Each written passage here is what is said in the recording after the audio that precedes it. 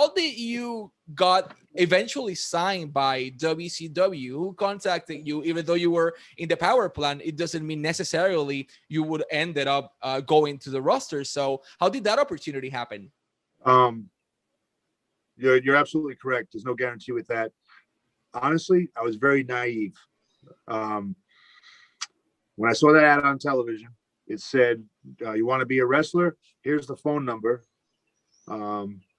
If you make it through the tryout, there's a chance in 6 months you could get a 6-figure contract.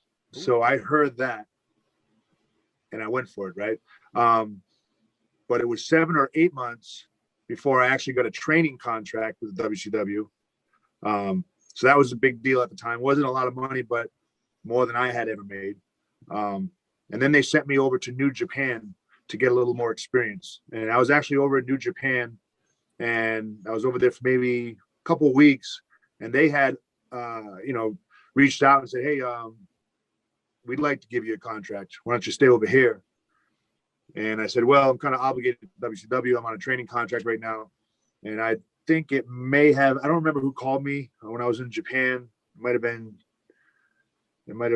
been Terry Taylor. I don't remember, but they said, hey, you're going to be coming back and working with Lex Luger in an angle, eventually going to a pay-per-view. So that was it. Signed a deal, and I was off and running. Perfect. If you allow me, I'll translate that. ¿Cómo llega Chuck Palumbo a la WCW? Menciono que en un inicio, siendo parte de ese Power Plan, no necesariamente tiene un espacio garantizado. Chuck dice que fue un poco inocente porque él vio el anuncio que decía, ¿quieres ser luchador? Ven acá, en 6 meses vas a tener un contrato de 6 figuras, o sea, de $100,000 o más. Y entonces él llega allí con esa inocencia de que eso va a pasar directamente. Ingresa al Power Plan y estando allí como a los 7 u 8 meses llega la oportunidad entonces de firmar un contrato de entrenamiento con WCW. Y ellos le dicen, ok, queremos que adquieras más experiencia, y lo envían a New Japan Pro Wrestling, a Japón, al otro lado del mundo. Allí entonces hace un tour de varias semanas, y estando allí, Terry Taylor posiblemente es quien le da la llamada y le dice, ok, queremos trabajar contigo, queremos que vuelvas acá a Estados Unidos y comiences a trabajar un programa o un ángulo o una historia con Lex Luger, que eventualmente iba a llegar al pay-per-view.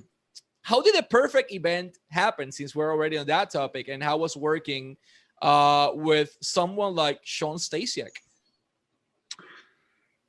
I think that was Vince Russo's creation.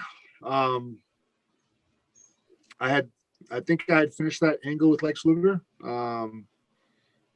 And I think Sean had come over from the WWF, and they decided to pair us up. I don't know if there's any reasoning behind it. I think it was more or less just to get us out there, working together, get us out there and get us some exposure, get us on TV, get our characters developed. You know how it is in the business. Sometimes there's never really any rhyme or reason on why things happen, right? It could be a last instinct thought that night of television, a few hours before you go live. You just never know. So I'm not sure, but I think it was just a matter of getting us out there. I'll translate that. ¿Cómo ocurre este equipo que todos recordamos de The Perfect Event entre Sean Stasiak y Chuck Palumbo? Dice que fue una creación de Vince Russo, pero no recuerda específicamente cómo ocurrió. Sabe que Sean Stasiak estaba llegando de WWF en aquel momento de WCW, y entonces surge la oportunidad. Él dice, y lo que es algo muy cierto, pudo haber ocurrido a último segundo o a último minuto, hora antes del evento, pudo haber ocurrido con un tiempo de planificación. Realmente no tenemos una garantía de cómo fue que ocurrió, pero eventualmente terminó ocurriendo. You were part of a pretty particular era that was the Monday Night Wars. How was the backstage ambience on WCW back then? And as a performer, do you feel extra pressured by the circumstances surrounding you? I'll tell you, it was a great time to be in the business. I'm sure a lot of the guys will agree, probably maybe the best time to be in the business. Very interesting dynamic going on between WWF and WCW. Personal pressure, I don't think, obviously, the thing is, I learned on TV. I really did. I was very green when they put me out there. I didn't have a lot of experience. Psychology-wise, I did not have a lot of experience. Storytelling wise in the ring, I did not have a lot of experience. So for me, I was just trying to learn and survive and stay afloat. We were very fortunate at the time that they were looking for some new faces, wanted to change it up. And I go back and think about the Natural Born Thrillers group and those guys. And we just, they put us out there and we learned out there and we got an opportunity. I never really felt the pressure of competition between the other brand. I'll be honest with you, I really never watched the other brand or paid attention to it, so I didn't know. I was having so much fun just being a young man on the road with a lot of older veterans and learning the business. I mean, I had so much fun just traveling and making a few dollars and being part of something that was huge. So I was having fun. I'll translate that.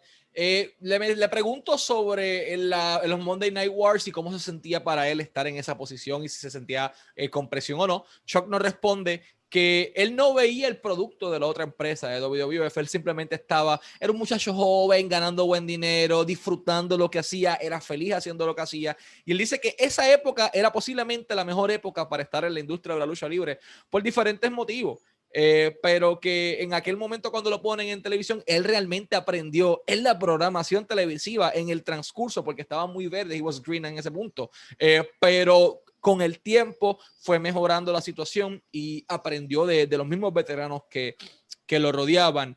A thing is making your debut in the televised program of WCW Nitro, but another complete different thing is getting the confidence from the writers and the whole staff and putting a title belt on you. How do you feel the first time you won the WCW Tag Team Championships? What was the first thing that went through your mind?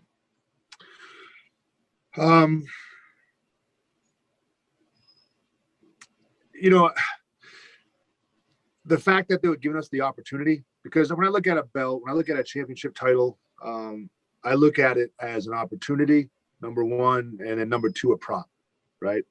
A prop to enhance the talent. So yeah, I felt it was nice to know that the writers, felt strongly about us at the time.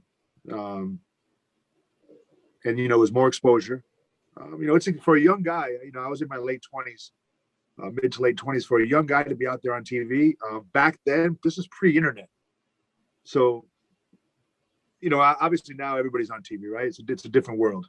You got the internet famous world, right? Back then, to be on TV was a big, big deal, especially, I come from humble beginnings, small town, so it was,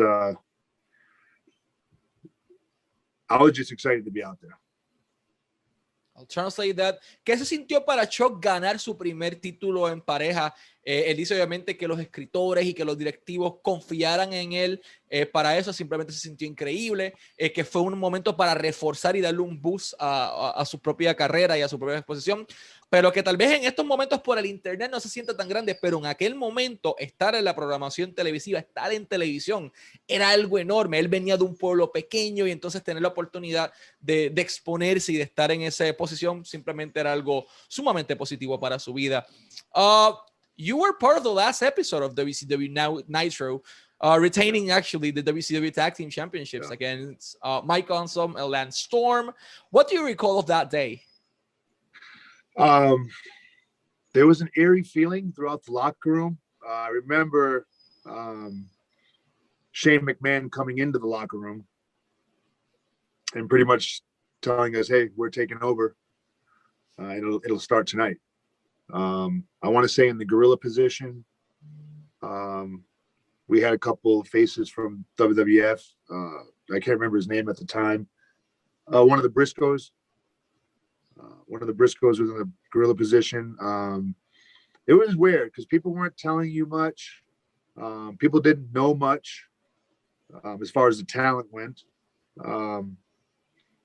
So it was weird. It was fun though. It was fun. We had a lot of fun. I think we wrestled Lance Storm and Mike Awesome, two fantastic guys. I learned a lot from Lance Storm. Great man. Yeah, just an eerie feeling. And because we didn't know what was coming. We didn't know if that was our last day or our first day with a new company. We really didn't know.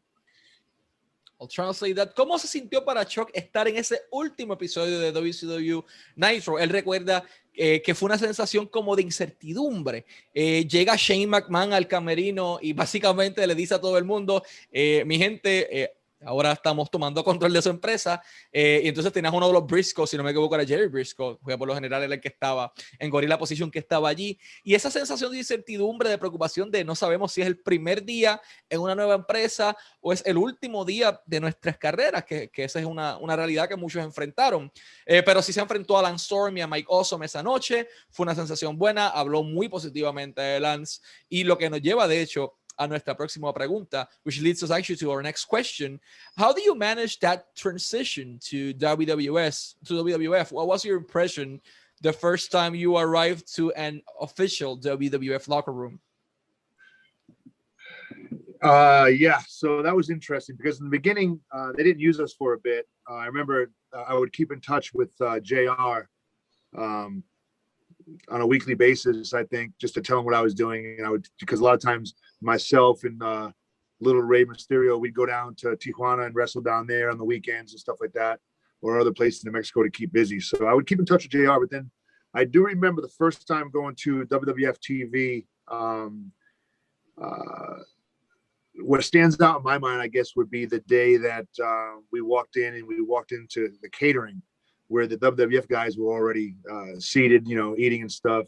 And it was kind of, they were very standoffish, you know, not all of them. A couple of the guys were friendly, but I remember Hunter, Paul, he was friendly. But I remember a lot of the guys were kind of standoffish. And yeah, there was I guess you could call it a bit of drama in the beginning. Because, you know, here's the WCW guys, the competition coming in and to WWF's home. And it's funny because if the guys were all smart about it, they would have befriended us. They would have befriended us a lot quicker and probably would have changed the business. You wouldn't have seen such a downfall in the business, I think, if the talent had stuck together right off the bat. But they fell right into the trap, and the next thing you know, it's us against them, you know. So it's unfortunate, but it's it's typical, right? I'll translate that. ¿Cómo fue esos primeros días en WWF? Bueno, al principio no los estaban usando. Él tenía que comunicarse por teléfono con JR todas las semanas. Él estaba trabajando en México, que ya mismo vamos a eso, en Tijuana, junto con Rey Mysterio, y lo llaman y le dicen, ok, te toca venir. Entonces, el primer día que llega allí, le toqué la catering y habían personas que estaban, obviamente, con esa actitud, crecidos, orgullosos, tratándolos un poquito hostil, tratándolos mal. Por el hecho de que eran los invasores, venían de otra empresa, como que nosotros ganamos, pero hubo personas amables que sí le dieron la mano y se hicieron amigos de ellos rápido, como Triple H mismo. Paul los trató muy bien, fue muy amigable. Pero él dice que es algo muy cierto. Cuando llegaron allí, si ellos tal vez hubiesen generado una amistad más rápido con los muchachos de WWF que estaban con esa actitud, hubiesen cambiado el negocio y hubiesen evitado una decaída en el negocio tan grande como ocurrió.